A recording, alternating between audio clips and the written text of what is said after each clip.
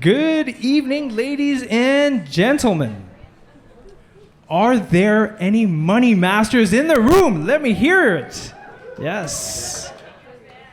Are you excited to meet Sandy? Woo! Excellent. I'm Albert Ho, and I have the pleasure of serving as your master of ceremonies for tonight. Where's my applause? The washrooms are just outside down the hall. Please put your phone on silent, and please continue to eat. The bar will remain open, and the book sales will also continue during the program. Friends ask us all the time, how did Sandy become an author? It actually started 2 years ago in January of 2018. I had a New Year's resolution. I thought, I am going to write a book this year. And I actually went to my publisher's book writing workshop, and I sat there and I thought, wow, this is so amazing. Sandy was so supportive. She said, Albert, I support you, meaning she had no intention of writing a book at all. Going to that workshop opened up our eyes to what the potential is to become a published author. We imagined our names up on a marquee sign. And after that workshop, I started writing because I was like, well, I don't need a publisher. I'm going to self-publish it, right? That's sort of the easy way to do things nowadays. And over the next couple of months, I didn't get any writing done. I was coming across all of those problems of trying to self-publish. I need to find an editor. I need to find a graphic designer. I don't have any of those resources. So 5 months later, we actually went to that same book writing workshop hosted by Black Card Books. That workshop was hosted by Jerry Robert, who is the owner and CEO, and it was that day that we both signed up to write 2 separate books. And since then, it's been a whirlwind journey. All of the steps to writing a book, from the writing to the editing to the layout. It was actually around November of 2019 when Sandy actually submitted her manuscript to the printers. And her dream of becoming a published author came to life. Yes, an applause, please.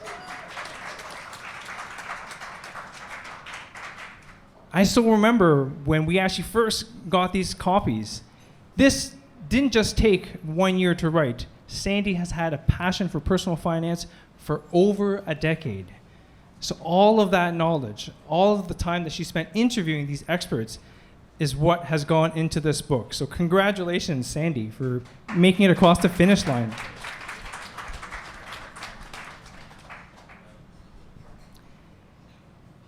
Let's move on to a couple of short speeches from our supporters. Gloria Yong, if I can have you come up to the front while I read your bio. Gloria Yong specializes in the downtown Toronto market. By volume of units sold, she ranks in the top 1% of real estate agents from 2016 to 2019. Gloria's clients know that they can count on her to provide unbiased, expert counsel, ushering them through the intricacies of the real estate market. And David as well. Perfect, David. David Birnbaum brings 30 years of experience in Toronto's real estate market, focusing on homes, condos, and multifamily investment properties.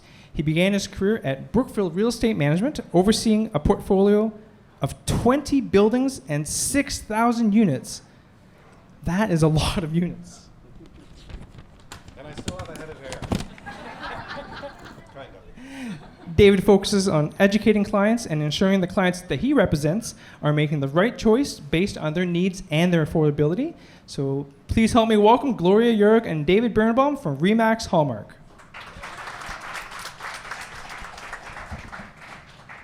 Hi there, my name is Gloria, and we've got David.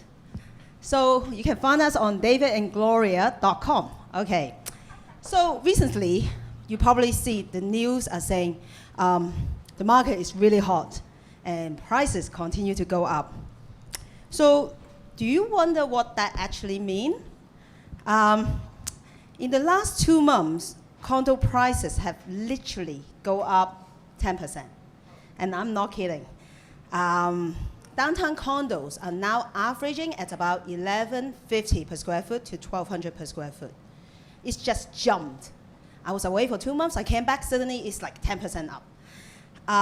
We have extremely low inventory. This morning, I did a search.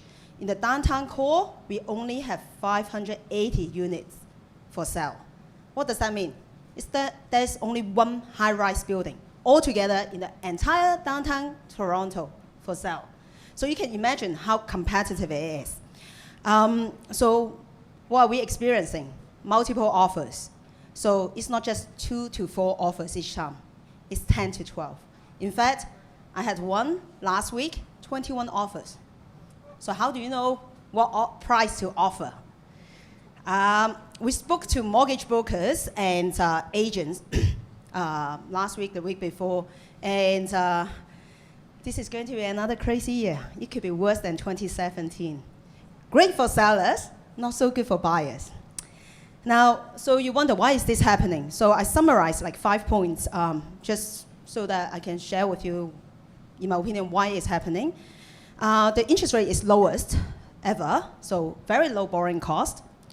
Last year, the Toronto condo market actually outperformed the stock exchange by 10.5%. So investors are not selling their condo investments. They're looking at a long-term investment. We have 1% vacancy rate for rentals. We have lots of talented immigrants coming in, thanks to Trump. These guys actually need very convenient accommodation so that it's close to their jobs. And that's why there's such a high demand for condos. We have lots of job opportunities, in particular to the tech industry. Do you know that we are now number 3 in North America in terms of tech jobs? Since 2013, there's been 81,000 new jobs created. So, like some facts, Google is building an office in St. Lawrence Market with 18-story. You've got Microsoft that will be in the new CIBC Tower next to Union Station. Uber is opening up in Bloor Street East, and Amazon is building up a fulfillment office in Scarborough. Now, with that, we've got people looking for homes, right? Like if you have all these wealthy, smart, tech experts, they are well paid, they need a home. So other than that, we also have the issue of supply. Lack of developable land, the permits are very slow to process, and we don't have enough construction labor in play to build homes. And obviously, 3 months of the year, we've got the winter that no one is building. So the lack of supply doesn't help, and that's why prices are going up continuously. So I'm going to give you a quick snapshot of how do you beat this market, David. Thanks, Gloria. Before I begin, I would like to wish a hearty congratulations to Sandy and how excited we are for you and your book launch. I remember many years ago when I was little, my parents made me read A Wealthy Barber, and I did that for years. I paid myself, I paid my kids, I did it all. So I'm so excited for you, and I think this is a wonderful opportunity. And look at the group here that's to support you, and I would encourage you all to buy a book. But just quickly, I'm going to tell you a little about multiple offers and what's happening in the Toronto real estate market. And typically when we hear about multiple offers, we think about the downtown core, but actually it's happening even outside of the core. I've been on offers in Markham and in Scarborough, and really, predominantly right now, because of supply and demand, we're just seeing this crazy market. I mean, for those of you who are trading down, it's fantastic. I'm a seller, I want out, and this is a time to really cash in. But for those of you who are buyers, and some of you may be first-time buyers, or some of you may have children like myself who will be buyers, we're thinking, oi, this is a challenge. Because it's really falling on the parents to help their children with these deposits to try and get in on the market. And sure enough, if we're fortunate enough to do that, now we're competing with 10 or 12 offers. As Gloria told you, the prices are crazy. And so what we tend to do, well, again, Gloria and I have been doing this for some time, and it really helps to be a healed agent in this market, to be mature, to be grateful of how old I am and how long I've been doing this, because it really is, a lot of it has to do with relationship building and the relationship you have with other agents, specifically those agents who are listing those properties, and maybe the history you have with them, whether it's been sales you've done with them or you know something about them. That is really one of the integral parts of competing and working in a multiple offer. Because really what a multiple offer is almost like a crystal ball. We have no idea where it's going to be. We can look at the history of the product and see what it's sold for per square foot and get an idea. But quite frankly, when you're getting into 5+ offers, it really is a bit of a guessing game. So what I would do is, I always tell first-time buyers who I'm working with, expect to lose the first one, and quite often the second one. And by the time the third comes, everybody's a little more motivated, and a strong deposit really, really helps. What's required in this market is a minimum of 5%. It's a certified deposit, but if you've got more, I would encourage you to bring more to the table. If you don't get the deal, you just take the check back to the bank. So it's really not an inconvenience, but it really shows the strength of the seller. And I know this is a little hokey too, but sometimes a letter helps. Typically, a seller is looking for, quite frankly, the most amount of money. But there is some emotional requirements or emotional charge in the sale of a property. This was our home for 25 years. We'd like to see another family come in. And I would encourage letters. So, you know, it really depends. But that letter does help. And then the other thing I do encourage, which is a little hard for buyers to understand, is in a multiple offer, one is told to usually come with your best offer. And unfortunately, that's not always the case. What happens is the best offer comes, and then the seller's agent will say, well, you and 3 others have the best offers. So we're going to ask just the 3 of you to come back and bring your extra best offer. So I always encourage buyers, make sure you have a small margin of increase. So if you have to come back, which is likely you will. The rest is really a little bit of luck. With a little bit of luck and a lot of money in this market, it does help. So I hope that gives you a little bit of insight into the multiple offers. And if you have any questions, Gloria and I are here to help, of course. Thank you, Gloria and David. So if you'd like a complimentary evaluation of your property, see them at their table. And for all the guests that are standing, please continue. There's a couple of seats here, and you can feel free to fill in some of these spaces at the back. So come closer so you can hear. Our second speaker is from the Center of Addiction and Mental Health, Leslie McCarroll. If we could have you come up to the front. Leslie McCarroll is the Senior Development Officer, Major Gifts. She has been with the organization for 5 years, and in her time, she's made incredible strides in the advancement of research and care related to mental illness. Please welcome Leslie McCarroll. Hello, everybody. I'd just like to start by saying thank you to you, Sandy, for the opportunity to join you on this evening for the launch of your book, and all of you who have come out to support Sandy on this special night. For those of you who don't know, CAMH is the Center for Addiction and Mental Health. So we are Canada's largest mental health teaching hospital and one of the world's leading research centers in its field. CAMH is fully affiliated with the University of Toronto and is a Pan-American health organization as well as a World Health Organization collaborating center. So CAMH has a dedicated staff of more than 3,000 physicians, clinicians, researchers, educators, and support staff. I'm one. We offer outstanding clinical care, both inpatient and outpatient, to more than 35,000 patients a year in the GTA. Our organization conducts groundbreaking research, provides expert training to healthcare professionals and scientists, develops innovative promotion and preventative strategies, as well as advocates on public policy issues at all levels of government. At CAMH, we leverage our unique strengths and expertise to create a better world for patients, families, and communities, a world in which mental health is health. A key part of achieving what we do from the work stems from the work of our foundation, which I'm a part of.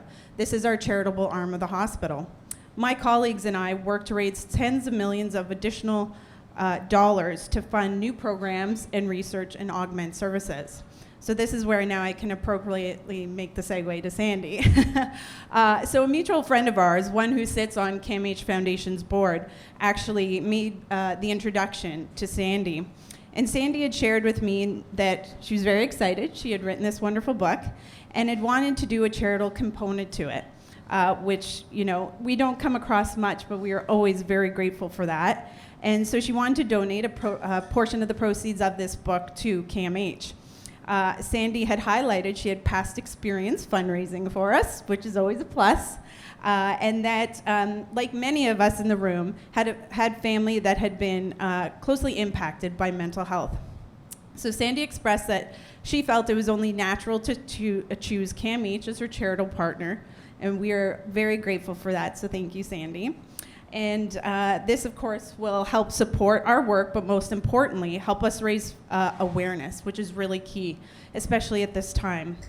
In addition to these two things, Sandy also donated books to our Gifts of Light program for our patients. A little bit about Gifts of Light. It is a program that works with patients, family, and frontline clinical staff to identify the patient wellness gaps in our system with the goal of improving the patient experience. So Sandy, we are most grateful to you for reaching out to establish this partnership. I want to thank you for choosing to donate funds from your book to support our highest priority needs. I also want to thank you for thinking about our patients and providing them with your book, a tool to help them gain financial literacy. And as we all know, this is a very important skill, and as you just heard, we have a hot market, so you better get saving. And to everyone in the room tonight, I want to say this. We have to keep talking about mental health. We have to encourage our family, friends, and colleagues who are experiencing mental health issues to reach out and seek help. We need champions like Sandy to help us raise awareness. If we continue to be courageous in these ways, we'll continue to make progress, break down stigma, and improve outcome for those living with mental illness. Sandy, I want to thank you again for partnering with us. You're inspiring hope and making a difference for the 1 in 5 Canadians who experiences mental illness in a given year. On behalf of CAMH and all the people we serve, thank you, and I hope all of you enjoy the rest of your evening.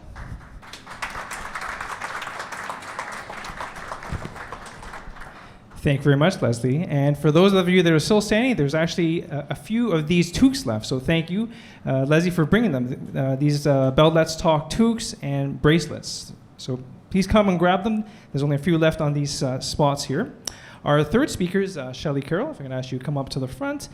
During her 15 years as counselor, Shelley has put her financial background to use as chair of the Budget Committee during the global financial crisis and during as the inaugural chair of the Toronto Film Board. Most recently, she served on the Toronto Police Services Board and the Toronto Transit Commission. So you've certainly got your hands full.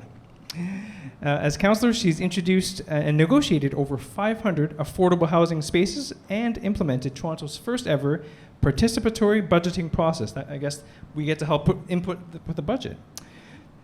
With that, please welcome Shelley Carroll. Thank you. And you will, Albert, right in your neighborhood. We're going to spend some money together in the next year. All of the development that's going on leads to community benefit, and my rule of thumb is always that it's not my money, it's your money when a developer drops community benefit money on a neighborhood.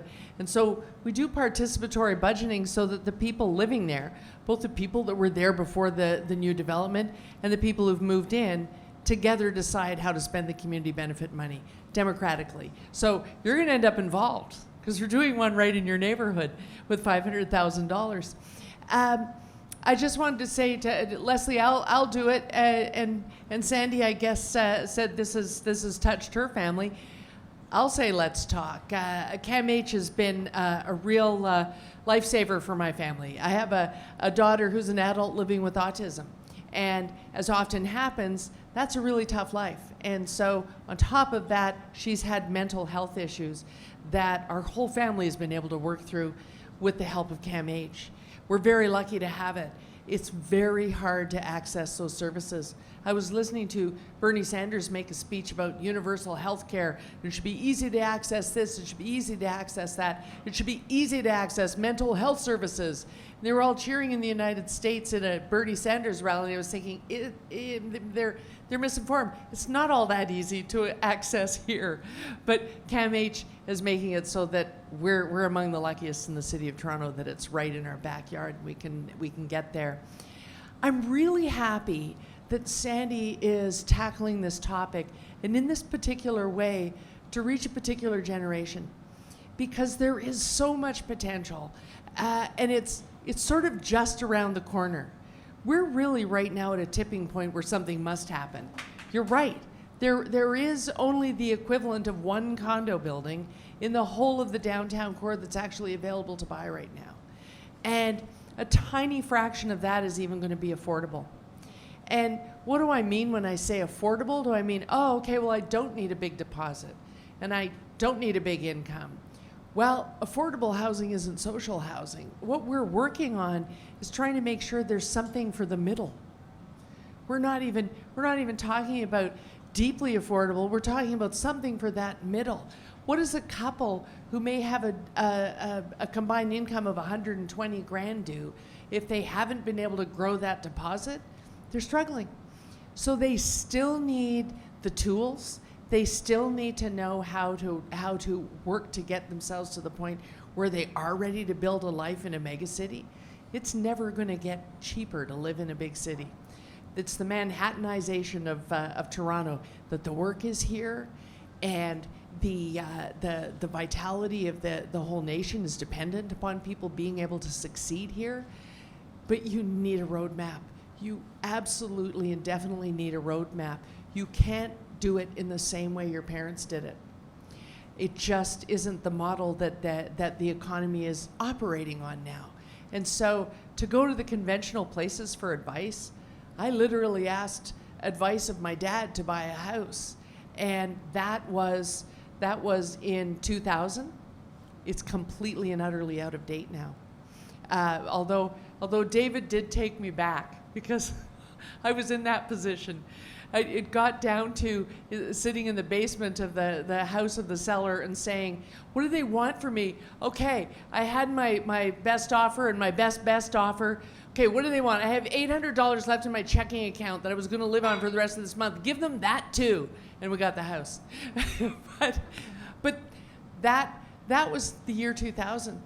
And in just 20 short years, it has become an entirely different atmosphere, as most of you know. And so to have a new roadmap, to have a new way of looking at how you get there, you all have to survive to get to where I am. You have to get to where you can survive the sandwich generation, so that you can say that where you are is a stable place to live. You sort of know where you're going in the next few years in retirement. But you can also help your grandchildren. You can also help your children. And you probably still have a parent or two alive, and you're ending up having to help them because they might be running out of money. You got to be prepared for that. But here's the good news.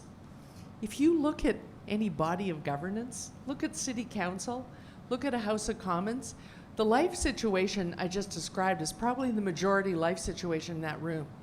So some of the things that you grapple with as a family, we not only legislate for it, we live it. And so our politics might be left or right or purple, green, or yellow, but we're all living this same life that you're living right here in this community, and it comes to bear on the decisions we make. So as long as there's a really easy conversation going on, as long as I'm making sure that we're forever trying to catch up, that we times that 580 by 10, that we're telling people in the community to say, we're done now, don't build any more houses. That we're being brave enough to say to them, honestly, we'll stop building homes when people stop buying them. But at the moment, everything we build sells. People desperately need places to live. They're not all getting off the plane. Some of them are simply leaving their parents' basement now. They need a home. We're at that point. And so it's our job to make sure that people realize we have to get there. It's our job to reflect what you're grappling with and understand it through our own lens, whatever we're living with, or our own family members, and then to bring it together. I think what Sandy's trying to do is also give you this thing in your hand that you can refer back to when it overwhelms you, and I'm really grateful for that in my community. So thank you, Sandy. Thank you, Councillor Shelley Carroll. I like the idea of spending our money together. Yeah. And I'm sure you'll make sure that the copy gets to John Tory. We tried to invite him to come tonight as well. Our third speaker for this evening is the author of the newly published book, The Money Master. Round of applause, please.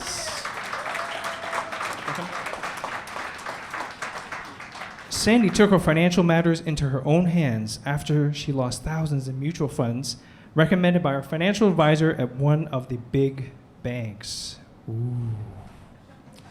Sandy has since generated a successful financial portfolio and owns several Canadian income properties. As a keynote speaker, she teaches millennials how to create wealth through investing. Let's give a big Money Master round of applause for our main star of the event, Sandy Yong.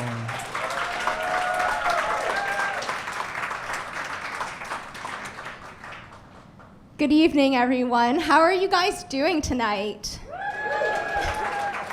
Amazing. I just wanted to take a moment to look around the room because I definitely see some familiar faces and some new faces. In this room tonight, we are surrounded by my close friends, family, some of my colleagues, classmates, university professors, personal finance experts, and fellow money masters. I'd like to thank each and every one of you for coming here tonight to show your support and to help me celebrate the launch of my book, The Money Master. I encourage all of you to take as many photos as possible and to post them up on social media using the hashtag #InvestInYou and to tag me at The Money Master book. Now, oftentimes, people come up and they ask me, Sandy, what inspired you to write this book in the first place? Well, for me, growing up in Toronto, my late father was the sole provider for our family. He worked as a chef in Chinese restaurants, and sometimes he would have to juggle even 2 jobs. My late mother was diagnosed with severe mental illness, and she unfortunately wasn't able to carry a full-time job. So she was a homemaker, taking care of me and my older sister. Although we were able to provide food and have it on the table and have clothing, we lived a very basic lifestyle. We didn't go on any family vacations or own a car. But my parents were very eager for me to start working at the ripe age of 14 with different cash jobs because, as you know, the legal age to work is 16. But that helped me to realize the value of money throughout my teenage years. Because whatever I wanted, I had to earn it myself, whether I wanted to buy new CDs from my favorite music artists or new clothes at an Eaton Center. I had to find a way to earn it myself. Now, I went to Ryerson University just next door in the Ted Rogers building, and I worked towards paying my own university tuition. This was through a combination of working part-time jobs, bursaries, scholarships, and with the help of OSAP. For me, I graduated during the most opportune time in the year 2009, during the economic recession. Yep. Fortunately, I was one of the lucky few who were able to land a full-time job. I planned conferences within the hospitality industry and earned an entry-level salary. After a while, I was getting frustrated that I wasn't earning my full potential. But my dad once told me, Sandy, it's not about how much you earn, but it's about how much you save. And that thought really stuck with me, and it helped to transform my money mindset. From there, I quickly paid off my student debt within 6 months of graduation, and I saved up to 45% from every paycheck. Now, what was I saving for, you may ask? Well, all of the life major milestones, saving up for a car, a down payment on a house, as we heard, the prices are skyrocketing, to having my dream wedding, and eventually saving for retirement. I knew that I had to invest in something called an RRSP and a TFSA. So like most other people, I went to one of the big banks, and unbeknownst to me, I purchased high-risk, high-fee mutual funds. It wasn't before long that I ended up losing thousands of dollars. And when you're a 20-something-year-old, several thousand dollars seems like a lot of money because it was my blood, sweat, and tears. I was frustrated, I was angry, I wanted to blame other people for my situation, but I didn't let that obstacle stop me. I didn't let that fear of losing money again stop me. What I did was that from that moment, I decided to get my hands on every single personal finance book that I could, read up on all of them, and became a self-directed investor. And as you guys know, probably from the Toronto Star article, that I was able to generate a 6-figure portfolio by the age of 27. And now, fast forward a few years, I'm happily married to my husband, Albert, and together we are DIY investors. We manage several income properties, and we are also publishing 2 separate books together.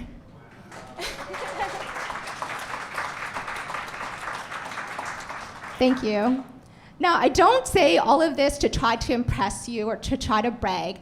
I say this to impress upon you that if you want to create wealth for yourself, all you have to do is follow the steps that I share in my book, and you will see that you can attract wealth and abundance in your life and for your family. Now that I've released my book, moving forward, I will be working on providing more speaking engagements and hosting personal finance workshops. If you'd like to learn more, be sure to opt into the Money Master mailing list to get the latest updates. In the book, you'll notice that I have interviewed several industry experts.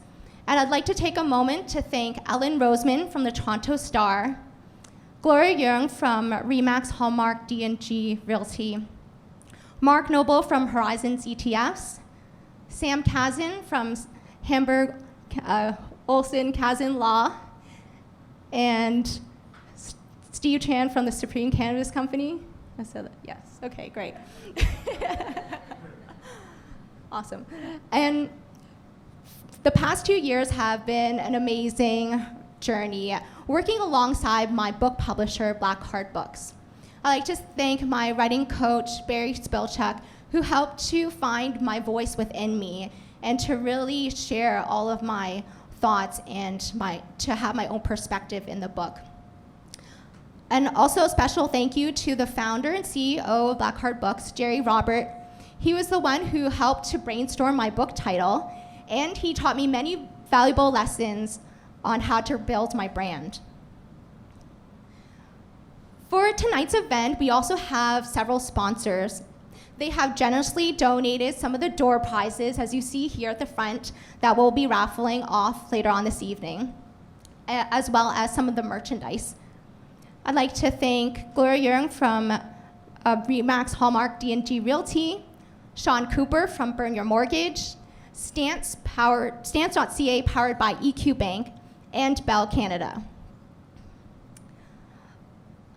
I'd also like to thank my official charity partnership with the CAMH Foundation. As you heard earlier from Leslie McCarroll, this is a wonderful organization that spearheads mental health research. And they also help those families who are in need. I personally chose the CAMH Foundation because I wanted to pay tribute to my late mother, who was diagnosed with mental health illness, and I saw her everyday struggles. And I've seen firsthand how it can make an impact on an individual's life and affect the loved ones. My ultimate vision is to help Canadians feel confident and comfortable speaking about both money and mental health, as it has an impact on our daily lives. For tonight's event, for every book purchase, I will personally donate $2 of the proceeds towards CAMH.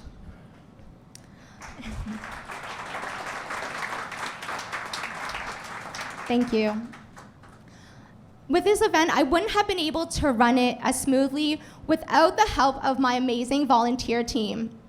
They are the friendly faces that you see at the registration desk, the book signing table, and helping out with the program for this evening.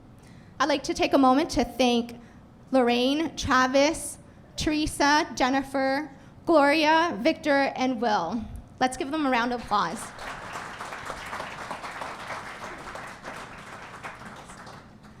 Last but not least, I'd like to thank my lovely and supportive husband, Albert Ho. He is our wonderful MC for tonight. Isn't he doing such an amazing job? It was Albert who inspired me to write a book in the first place, and he has been 100% supportive throughout my journey becoming an author. Sometimes we even have friendly competitions to see who can reach the next milestone. And funny enough, even though it was Albert's New Year's resolution back in January 2018 to write a book, I happened to beat him to the finish line.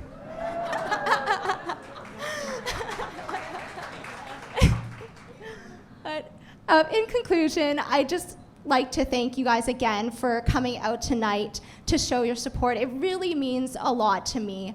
And I want to just say that I hope that you enjoy the rest of the evening, and you can come find me at the back of the room by the book signing table after the speeches are over. I'll be happy to take some photos and chat with each of you. And be sure to write a 5-star review online and on social media once you're done reading my book. And of course, stay tuned for our all-star speakers panel. There's going to be a lot of great personal finance tips being shared. So hang tight, and I hope you enjoy the rest of the evening.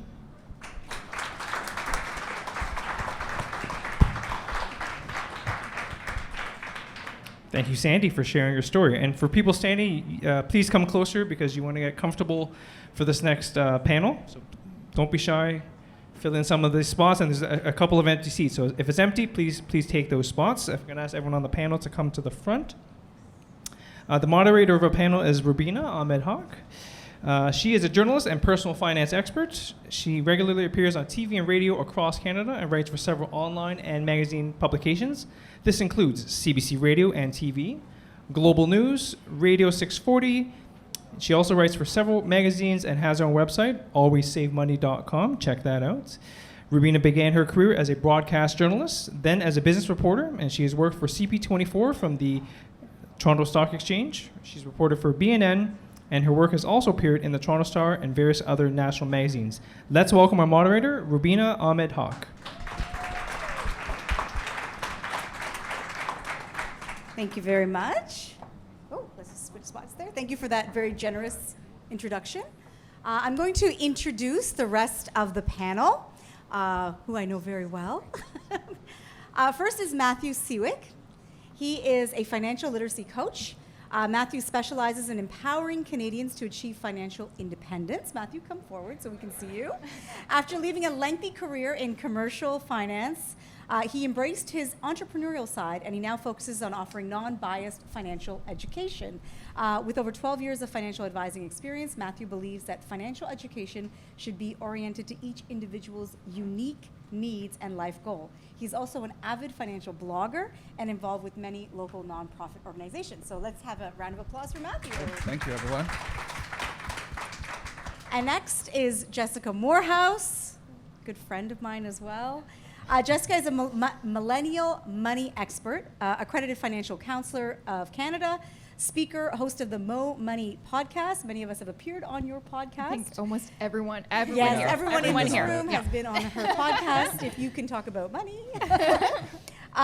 She is also a regular guest on CTV's Mind the Gap and can be found featured in major publications like Yahoo Finance, Vice, MarketWatch, Huffington Post, and CBC News. Give a round of applause for Jessica. Thanks for having me. And Sandy does not need an introduction. She's also joining us on the panel. So are we all ready to become money masters? So I'm going to start with the first question. How can individuals, I'll start with you, Sandy, how can individuals juggle between their current lifestyle, which is really hard, especially living in a big city like Toronto, and invest in the future for things like retirement or your nest egg, whatever you want to call it?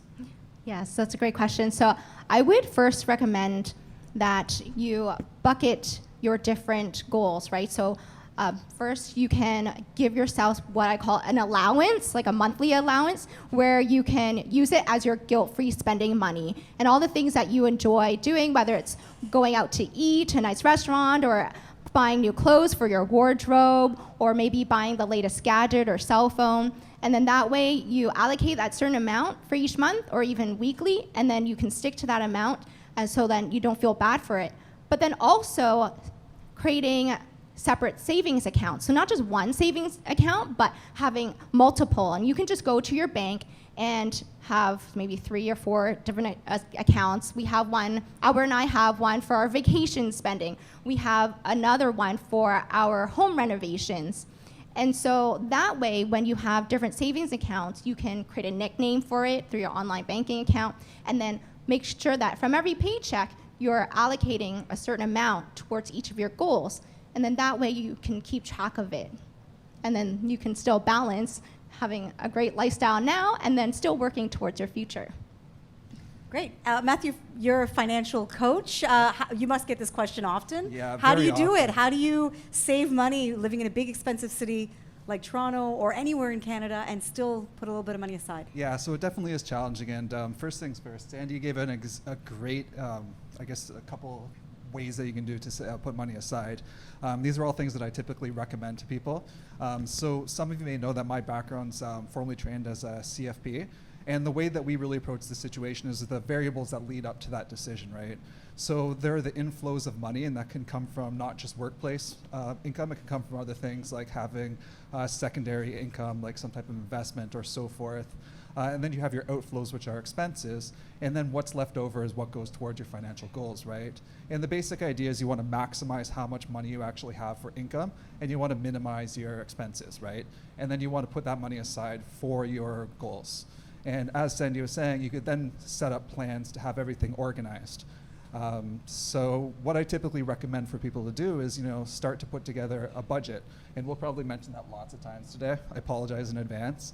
But what it really does is it allows you to understand your spending landscape, right? And to identify certain opportunities that, that you may have not known were there before. Jessica, I wanted to ask you just a little bit different. What if you don't do that? All these things that Sandy and Matthew are talking about. What if we don't save for our retirement? I mean, that's not a good idea. So don't do that. When both of you were talking, I'm like, yeah, that's exactly what I'd recommend. That's what I personally do. I feel like the first thing when you're like, what do I do with money is absolutely start with the goal setting. If you don't have a purpose, if you don't have an overall vision for your money, you're never going to stick to a budget. You're never going to do any of the other practical things you're supposed to do with it. So start kind of big picture, and then you can kind of, whatever this is, which is just, start, creating savings accounts for those specific goals or investment accounts. Really have an action plan for every specific goal. But I get, asked a lot to, I want to do this, and how do I live in an expensive city, but also I want to buy a house, and I have debt, and I have this and that. How do I balance it all? I mean, the honest truth is you can't do everything at the same time. Like, you can't. You can try to do it, but it's going to take you longer to achieve any of your goals. So it's really important when you're setting goals to prioritize what is the most important thing to you. Typically, what I would recommend is, even if you are, especially if you are in debt, we prioritize that emergency fund so you have that money set aside if something happens, because something will always happen. Believe me, I think we've all probably experienced something personal in our lives. Something happens, you need the money, and you don't want to get back into debt because of that. And then after that, really focus on creating a strong debt repayment plan. Once you've got that in order, then you can start focusing on other savings goals, especially like investing for retirement. So that's kind of my little strategy. Okay, and I would also add manage your expectations. Because a lot of us look back, we talked about it before, we look back at our parents and say, they bought a bungalow in Scarborough for $80,000. That's not the reality of the market today. You have to manage your expectations, whether it's the Manhattanization. Is that Manhattanization? Manhattanization, I like that word. Whatever it is, this is the market we live in, and that's just, if that's the cost of cauliflower, that's the cost of cauliflower, right? You got to pay for it. So personal finance experts, including myself, love to push this, save 10% and your whole life is going to be okay. What's your opinion? I'll start with Jessica, we'll move our way down. How much should individuals be saving? Say it's my first full-time job, I've paid off my student debt.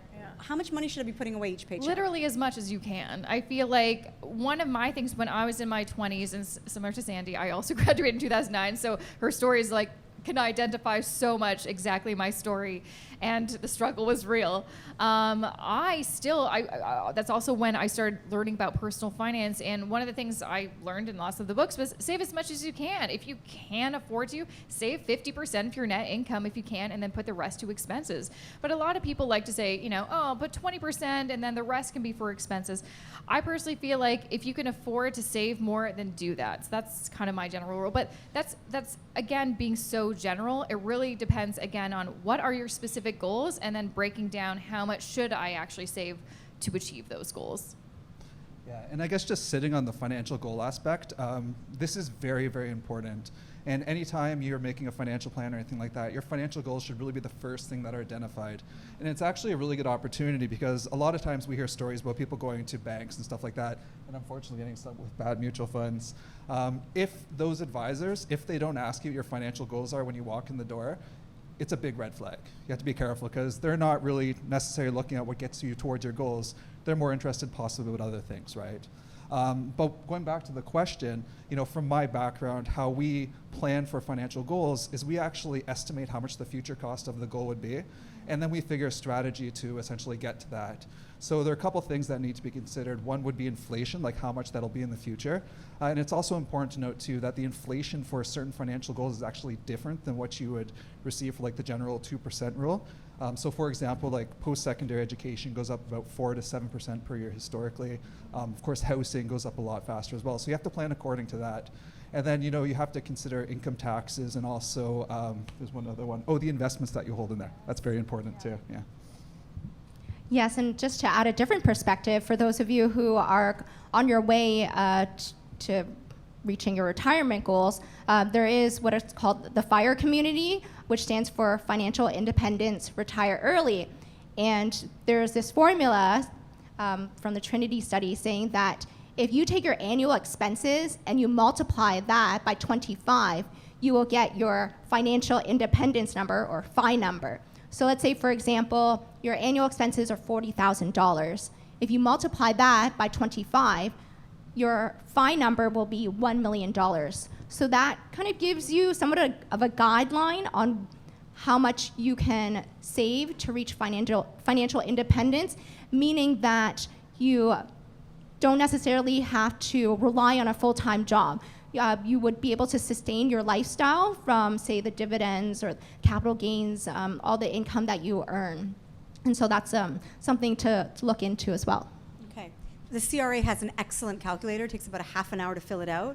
You put in all your numbers, and it spits out your guesstimate of your retirement income. If you don't like that number, you got to put more money in. If you like the number and it's more than you thought, then you can pare back. You can start going on holiday once a year. You can start being a little bit more you can start using your money differently. Millennials, we talk about them all the time, how difficult it is for them to save. I think all of you guys, am I the only old Yeah, but we're like, I feel like we're here? old millennials. Yeah, so. old millennials. I think I'm a young Gen Xer. Does that matter? I don't know. What are the ways? I mean, I'm the same. I always want to find new savvy ways to save. What are some ways that millennials or anyone can save using different tools or apps that you guys use in your life that we can also utilize? Okay, Sandy, go sure. first. Yes, so nowadays, what you hear a lot about in the news is roundup apps. One example is Coho, or even through Wealthsimple or Milo. And it's great for people who are just starting out and may not have the good financial habits yet, but you can create an account through Coho, and what it does is that, say if you go and buy a coffee at Starbucks and say it's $4, it can round it up to $5. Actually, well, you can do $1, $2, $5, $10, any amount that you set. And that difference will go straight towards your savings account, or in some instances, it can go towards your investment accounts. And you can even earn cash back on your transactions. There's many great benefits. And it's a great way to just kind of get your feet wet. If you aren't kind of maybe not have the discipline to take a certain amount of money each time, so you can look into a Roundup app. Okay. And Matthew, any tools that, or even ways that we're underutilizing, maybe services like employee pension plans, things that we can tap All that into? good stuff. Yeah. I mean, there's so many different things, and we could legitimately talk about this for like hours. That just one kind wants of, to hear that. Yeah, no one wants to hear it. We'd just be up here talking about it maybe with a bottle of wine or something. But yeah, there are a lot of great strategies out there. So as Rubina said, like any kind of employee benefit that you have, you should really investigate that because there are quite a few programs that are in place where they'll actually match components that you put into things. And you know, a lot of times people don't take advantage of that until later in their workplace career. But one of the first things you should do when you start a full-time job that has benefits is actually explore those opportunities. Because if you have something like a group plan RSP where they maybe match 50% up to an amount towards putting money towards retirement, I mean that's that much more less that you don't need to put aside for it. So I mean there are plenty of opportunities in that aspect. Another area that's very important too is actually with income taxes. I'm gonna put everyone to sleep now. I love taxes. Yes, I'm So sure I'm everyone else excited. does too. Yes, deadline's coming up. I know, everybody, Yes. RSP season. So I mean, there's a lot of different ways that you can really leverage your situation, but one of the quickest things that people can do is they could actually just go online, search CRA, tax credits and tax deductions, and see if there are any that you would qualify for, or any that you would qualify in the future. Like there's so many out there that people don't know about, and they don't apply to them because they don't know they exist. And one of the big ones is for first-time home buyers is actually a tax credit that you can use there. That's I think covers up to $750 if you're like classified as a first-time home buyer. So there's lots of good stuff there, and it's definitely worth people to spend the 10-15 minutes to search that. Yeah, not fun, but totally worth it, right? It's fun for me. Yeah, fun for you. Most people know. For me, it really is, and this was like one of the first things I feel like I learned when I was getting into personal finance, was just like making things automatic, creating a system. Once you've created that budget, creating a system within all of your bank accounts, and maybe you're with several different banks, but having it so when you get that paycheck, automatically things will trigger, and so money will flow how you want to automatically. You don't have to think about it. I've been doing it literally since I was in like 10 years. I've been doing this automatic banking thing for like 10 years, and I don't worry about where my money. Obviously, you still have to manually check that everything's working, but it's the easiest thing that anyone can set up within minutes, and then just save automatically. And same with investing, especially I feel like there's a lot of anxiety about investing. If you automate it, it's so much easier, and you can not worry about what's going on in the news and everyone just panicking. It's like, no, just let the thing flow how it's supposed to automatically. It's fine. Okay. And if you have investments that give you a dividend, make sure they're on DRIP, Yes. dividend reinvestment plan, which, even myself, I'll log on. I'll be like, oh, I got 3 extra stocks of this. Not extra. I earned 3. They, instead of it going into a cash account, you actually bought a stock, which then is also going up in value. So RSP deadline is about a month away. A lot of people stress about the deadline. I wanted to hear from you Wait, guys. it's coming It's up. really soon. It's like It's March next week. 2nd. Oh, yes, March Yeah. 2nd. I know. Oh my It's God. coming 2 up, days away. guys. Oh, for one moment, I thought it was January 3rd. I need more sleep. Okay, so the RSP deadline is today. And if you're not Basically. stressed, you should be. But what are some reasons millennials and others should definitely be paying attention to this, and what can we do to better plan for the deadline? Not like me, who doesn't realize it's 2 days away. I feel like because I'm self-employed, well, actually no, because honestly I have a system and it's automatic. I actually don't care about RSP season. But for other people that, like my husband who's also self-employed, it's a big deal. So we always make sure that he's going to move some money to his RSP so we could lower his taxes and stuff like that. So that's very important if you're self-employed. Make sure to pay attention. But I feel like my point is generally just set things in automatic so you don't have to be worried about RSP season. You really should just have a plan. Like, you shouldn't just be contributing to your RSP during this time of like January to March because everyone's talking about RSPs. You should be doing it throughout the year. But also, let's give some love to the TFSA. Let's just give some love to that TFSA. Woohoo. It's great, It's great. It doesn't get as much love as I think it deserves. I want to ask you, Matthew, if someone's trying to decide, should I invest in the RRSP? Should I invest in the TFSA? What are some considerations that they should think about before they do whatever they decide to do? So many people ask that question. So one of the big things that people really need to consider, and I'm unfortunately going to bore everyone with tax information, is the marginal tax rate. The idea behind this is actually pretty simpler. It's essentially with every extra dollar you earn, this is how much is taken off in taxes, right? And the same also happens in the reverse when you put money into RSPs. So for example, if your marginal tax rate's 30%, you put in $100, you defer $30 in the RSPs. And the idea is that if your expected marginal tax rate is less in retirement than it is now, then you automatically have a tax savings, right? So there can be a very large difference that occurs there. And for someone that may not have a pension or any RSPs or anything like that, unfortunately, you're probably not going to have too much retirement savings, so it typically does make sense to do. And I guess also it can be used to purchase homes for the first-time home buyers plan, and you could also use it to help fund a post-secondary education in some cases. Sandy, did you want to say the RSP TFSA? What's your advice on that? I actually wanted to talk about Albert Einstein. Okay, all right, let's do that. That's a little bit of a left turn. What does he have to say about the RSP debate? Did he create the RSP? So typically there are 7 wonders of the world, but do you guys know what the 8th wonder of the world is? Yes, that is right, compound interest.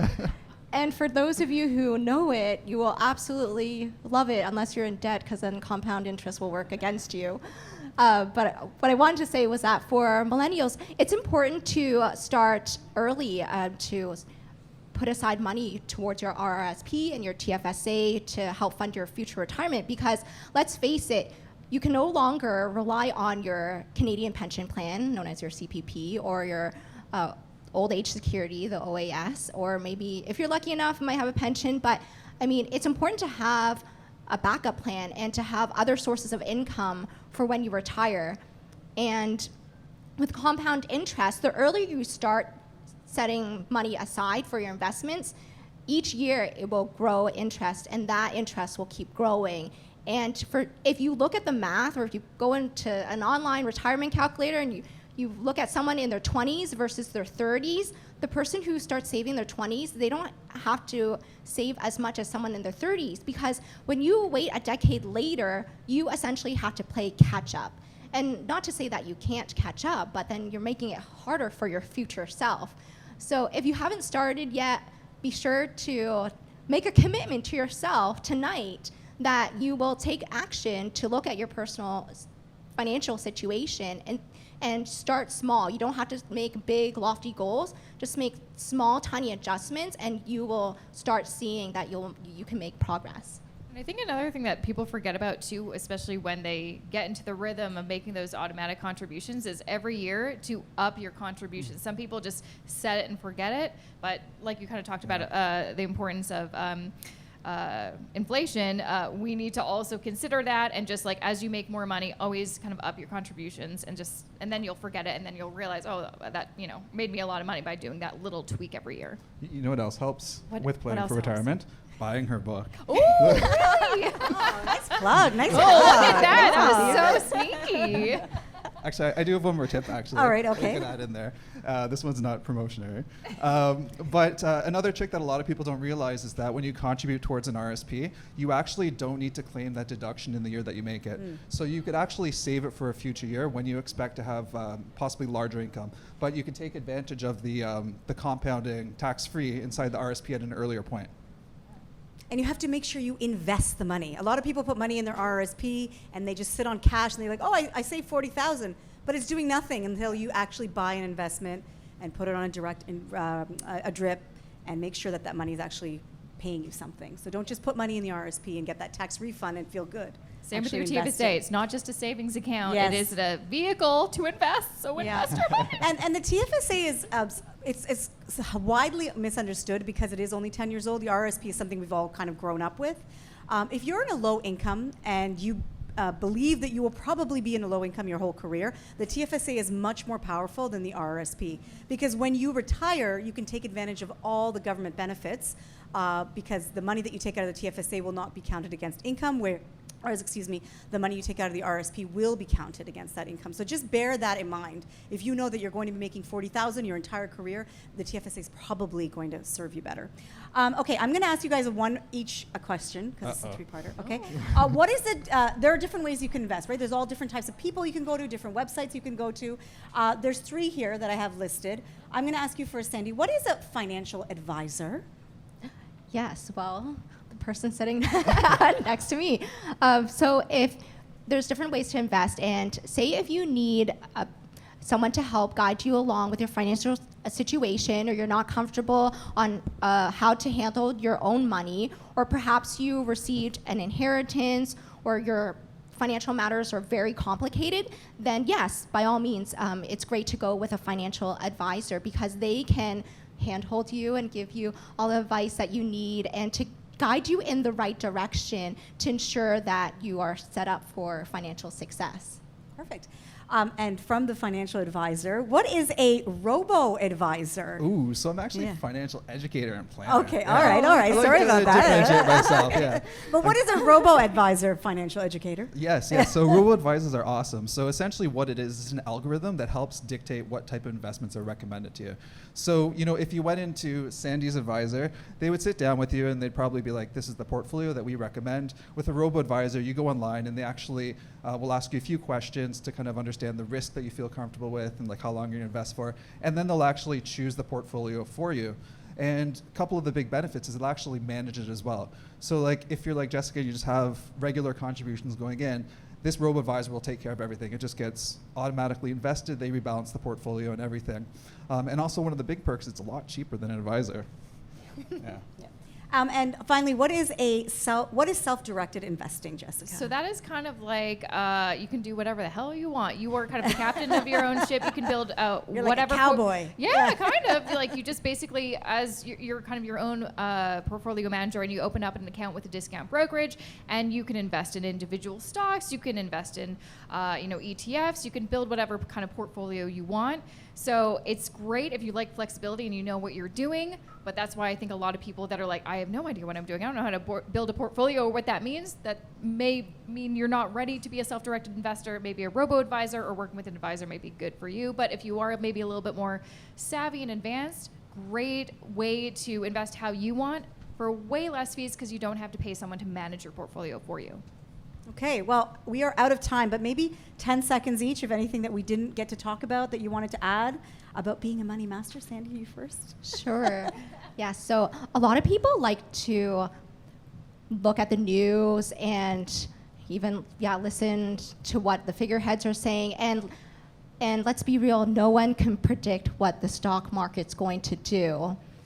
And even looking at my Google News, yes, there's a major sell-off because of the coronavirus fear.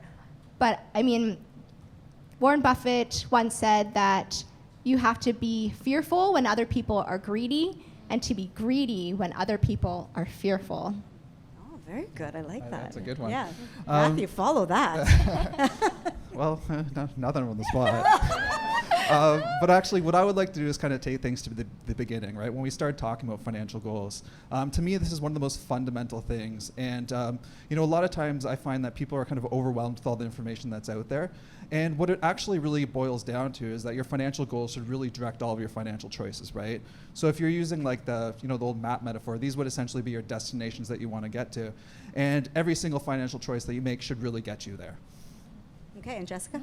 Okay, I think what's really great about your book, Sandy, The Money Master, is just the concept that we can all be our own money masters. We can really change our financial lives. And there's, you started out in 2009, made a bunch of mistakes, had no money, and look at you now. So I feel like you're a great example that all of us can make choices and change the direction of our lives and achieve, wealth and greatness and do whatever the heck we want. That's definitely my experience too. So I think that's kind of my thing is believe that you can change your life and your direction and achieve something beyond that, you believe is possible.